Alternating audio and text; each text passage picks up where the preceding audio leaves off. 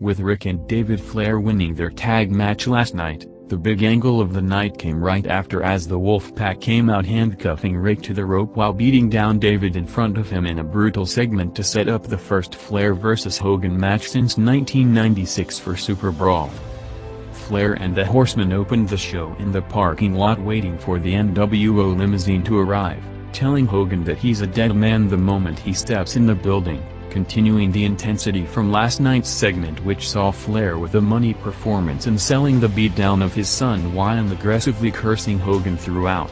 The Wolfpac entered the arena as Flair attacked the limousine before running to the ring telling Hogan that at Super Brawl 2-man walk in, only one walks out, saying to forget about the belt as he wants to kill Hogan dead. Flair then called out Bischoff saying that he knows he's behind all that, telling him that he's going to wrestle him tonight. Eric refused, saying that it's not in his contract as Flair offered him a stipulation that promoters wanted to book for decades with him putting his hair on the line if he loses. Eric still refused, so Flair put the company on the line as David walked to the ring telling Ric that he's going to take out Eric. Bischoff quickly agreed with Flair, making it an official hair versus hair match.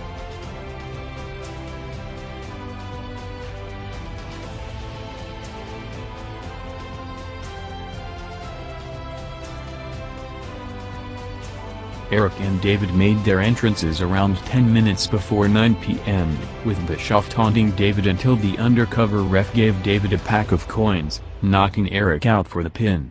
Flair and the Horseman came out for the post-match haircut with the Wolfpac limousine still not back in the building, shaving Eric's hair. The match and post-match segment drew a record-setting 6.5 rating, making it the highest-rated segment ever in the first hour and one of the biggest quarters in cable TV history, with the first hour overall equaling last week's record 5.9 rating.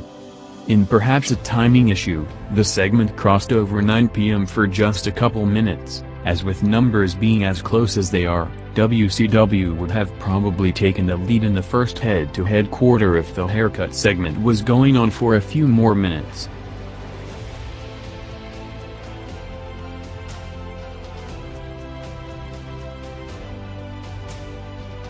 With him officially out of the Wolfpac and with rumors of legit backstage political issues with Nash now that he was back in the Hogan camp, Conan came out for the response promo, making several personal shoot comments on his relationship with the Wolfpac members over the last year, saying that him and his crew are coming after them, and ending the promo telling Nash that if he's not the lead wolf the feud never changes, in reference to him being back with Hogan.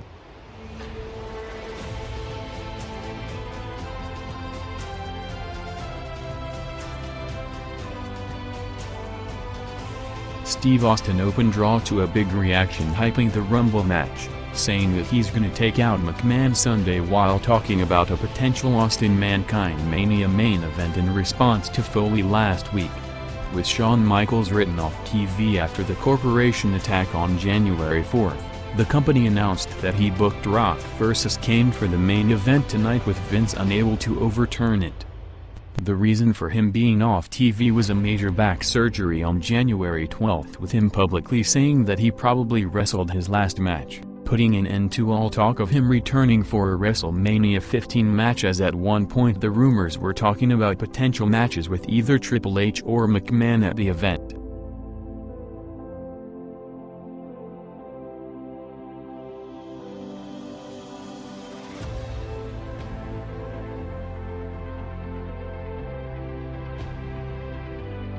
Around an hour after the Flair attack, the Wolfpac returned to the building with Eric showing Hogan his new haircut, telling him that Flair did it.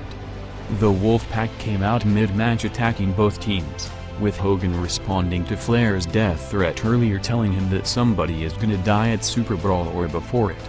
With Raw pushing the envelope more than any televised program in the history of the industry, and Nitro unable to respond due to being under Turner's network, this show saw the company pushing the edge with Flair, Conan, Steiner and Hogan openly cursing or making obvious gestures and references throughout the show. With that happening, the company got disappointing news on a potential game-changing deal with NBC that would see several special events hyped as wrestling's return to primetime network television. As the agreement was about to be reached, the NBA resumed their season after a lockout, and the dates for the specials, originally planned to go head-to-head with the WWF Valentine's Day Massacre and WrestleMania pay-per-views, were both occupied, with negotiations continuing for dates later in the year.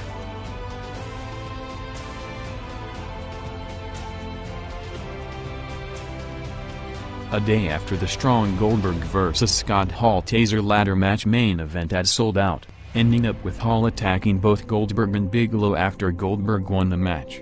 WCW hyped a three-way between them for the main event, with Hall coming out to help Brisco against Wrath. Next on Raw was the final Rumble training skit of Vince and Shane, this time with Vince in the ring at Tom Prichard's warehouse, showing McMahon wrestling with Prichard in the ring along with Vince giving multiple stunners and throwing wrestlers over the top, telling Austin that there's no chance in hell he's winning Sunday.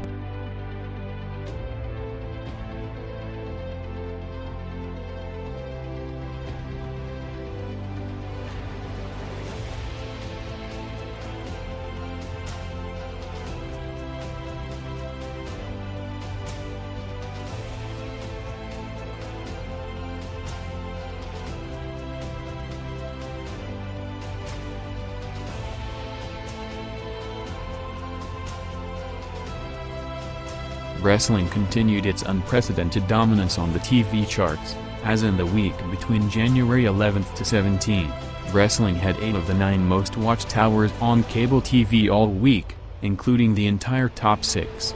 Steiner came out for a match against Barry Saturn, cutting pre-match promos on him and Kimberly Page with Dallas off the show in Las Vegas, telling her that Page is probably there cheating. Raw saw Mankind and Bossman starting their hardcore match and a backstage brawl, while showing the pre-match video package on the Rock and Mankind program leading up to the I Quit match.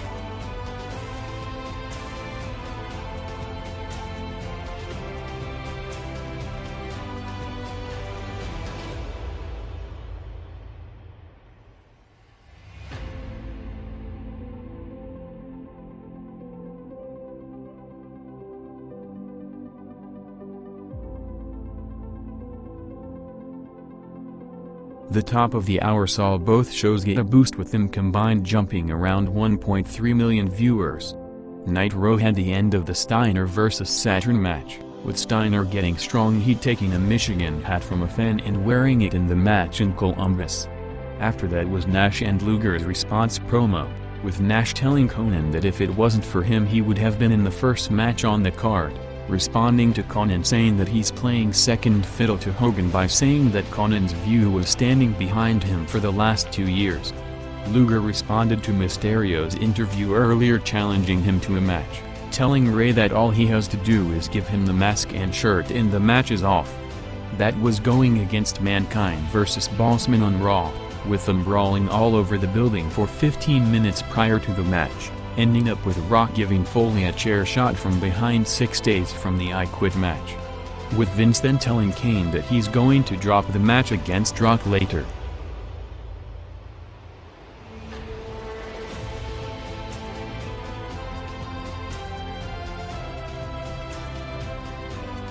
Next on Raw was one of the most talked about segments of the night, with Chyna giving Mark Henry 24 hours to tell an unknown secret last night on Heat, or she reveals it tonight on Raw.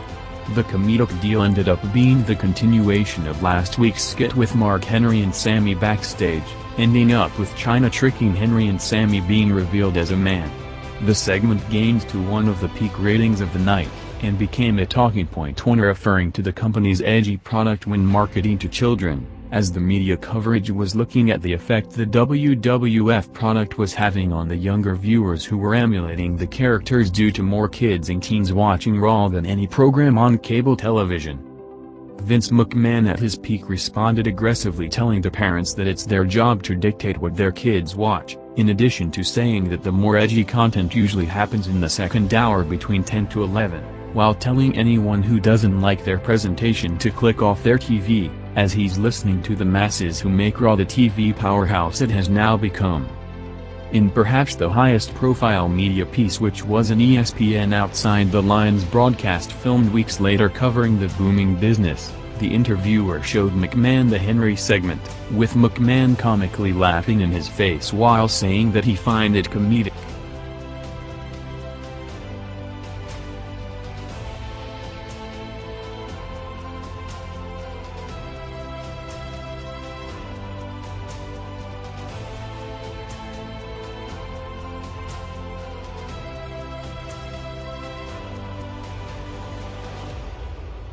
Luger vs. Ray went 6 minutes, with Ray making a comeback every time Luger tried to take off his mask, ending up with Nash coming out and Ray making a comeback on both to a big reaction, bringing out Conan for the save to set up the tag match.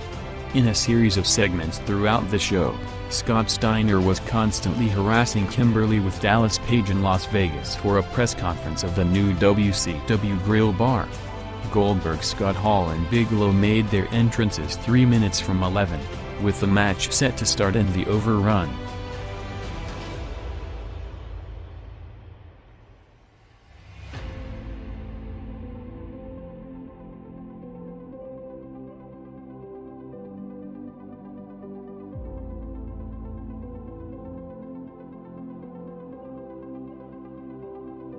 Raw peaked with two 6.1 ratings. For the Mark Henry-Chyna reveal and Rock vs. Kane match, along with Chyna vs. Patterson and Brisco.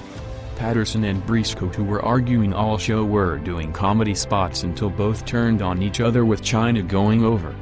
The corporation came out for the main event, with Vince telling the crowd that there would be no match tonight, telling them that they are gonna do the finger in the chest routine with Kane doing the job, referring to the Hogan-Nash finger match from 2 weeks ago. Kane hesitated before turning on McMahon, with all the corporation attacking to start the match, bumping Raw back up over 1 million viewers.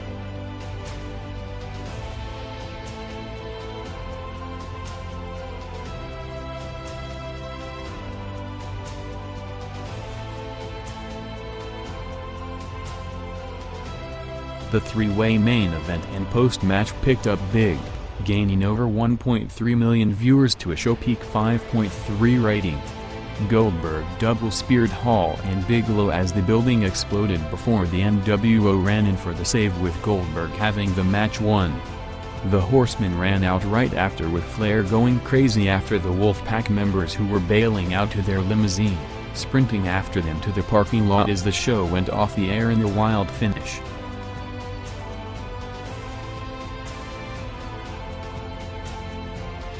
Raw's Go Home segment for the Rumble, expected to be one of the biggest pay-per-views of all time Sunday, saw Rock and the corporation against Kane until Mankind ran out, with Rock bailing out of the ring, bringing out Austin walking behind Rock to distract him until Foley got a chair shot to close the show in the build-up to the two top matches for the pay-per-view, with the combined audience during the overrun segment near record levels with over 13 million viewers.